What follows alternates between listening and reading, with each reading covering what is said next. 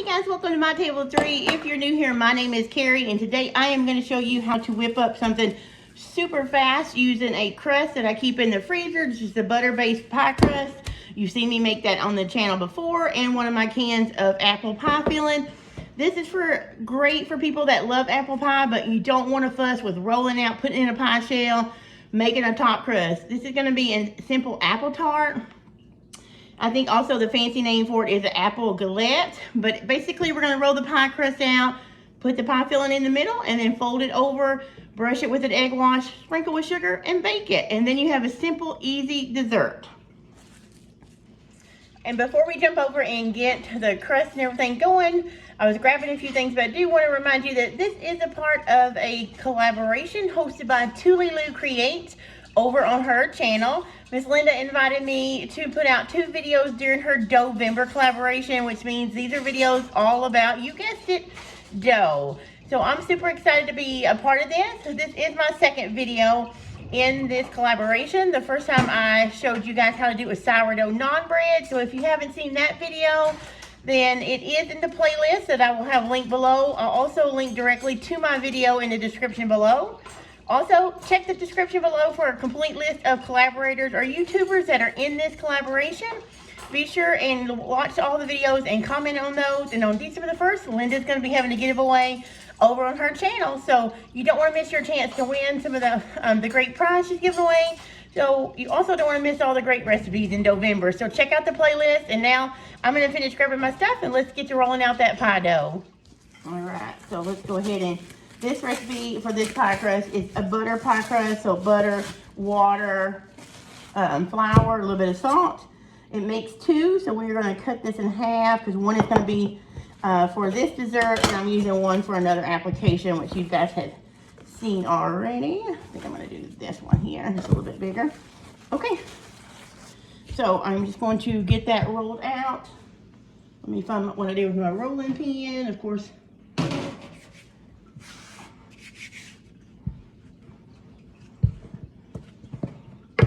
And you're just going to roll this out just like you would a pie crust.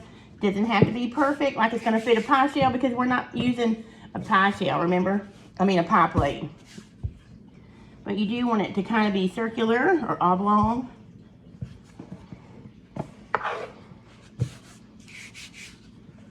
We're not going for perfection. We are going for simple and delicious. And I don't know if you can see that. Can you see those specks of butter in there? That is spectacular. That means we have managed to keep that butter in there and not melt it. So it's going to make our pie crust so good.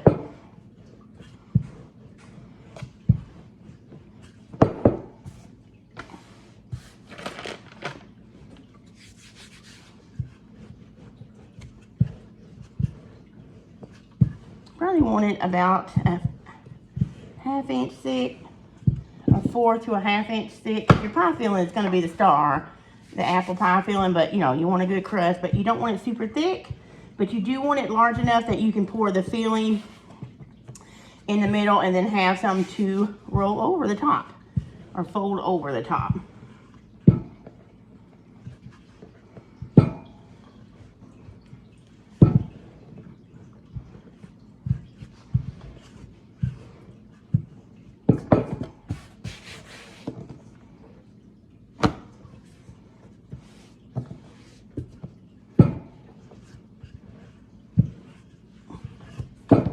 All right, so that is rolled out. Let me get this a little bit more here.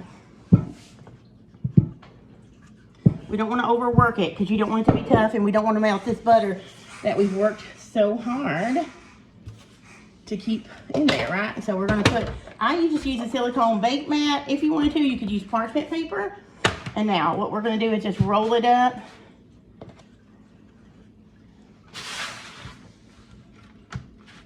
See that? And we're just gonna roll it out there. You see how much easier that is? And you're not gonna cut anything off. Nothing is gonna be wasted. So then we're gonna take a quart of apple pie filling. If you're buying it in a can, you can totally do that. You can also use any kind of pie filling you want, but you could probably use just a regular one of the larger cans of pie filling that you get at the store. Here's my spoon right here, Carrie.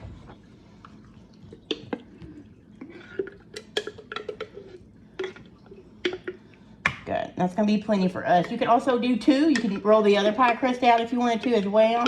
But I just want to get all that goodness out.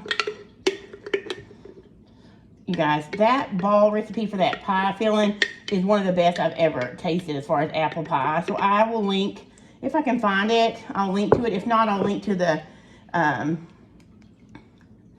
video where I can this, or the ball book that I got the recipe out of it. Look how beautiful that is. And you know what's next? We're just going to do this. You're going to fold your pie crust over it. And see how it's overlapping like a package there? You want that because you don't want your apple pie filling to run out. That's why I said you want it to be larger enough to fold over. I'm just going to show you, look here. I kind of fold that over. And then here we're going to tuck in like the corners and fold that over. You can fold it back if you like, so that your more of your apple pie filling shows.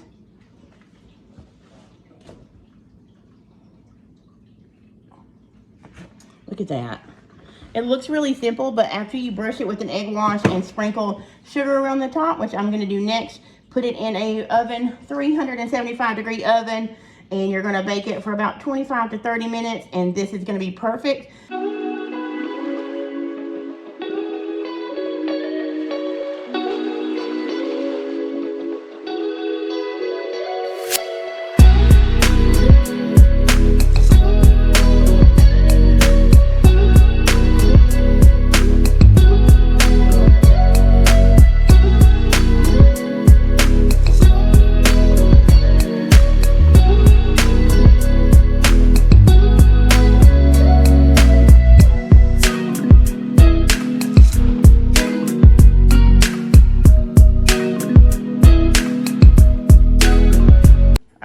Here is a look at the finished apple galette. It did fall, the crust did, it was a little soft because I didn't move fast enough, so it did droop a little bit here, but it's perfectly fine. This is just a rustic apple galette or apple tart with your pie crust and your apple pie filling. This cooked about 35 minutes and it is perfect. You can hear the crust is crispy and it's going to taste delicious, and they're going to think it was hard work when it really, you saw how easy it was, right? Yep, I'll show you a picture of it when it's sliced.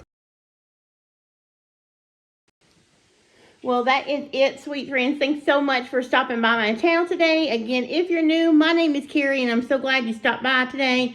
If you're new, please, if you like what you see, give me a thumbs up and subscribe. I'd love to have you follow around with some more videos that I have coming up, and just to see what kind of trouble we can get into in the kitchen, right? So again, thanks Linda over at Doughvember Creates for hosting this year's Doughvember collaboration. Check out the playlist below and comment. And until the next time, guys, I'll see you later.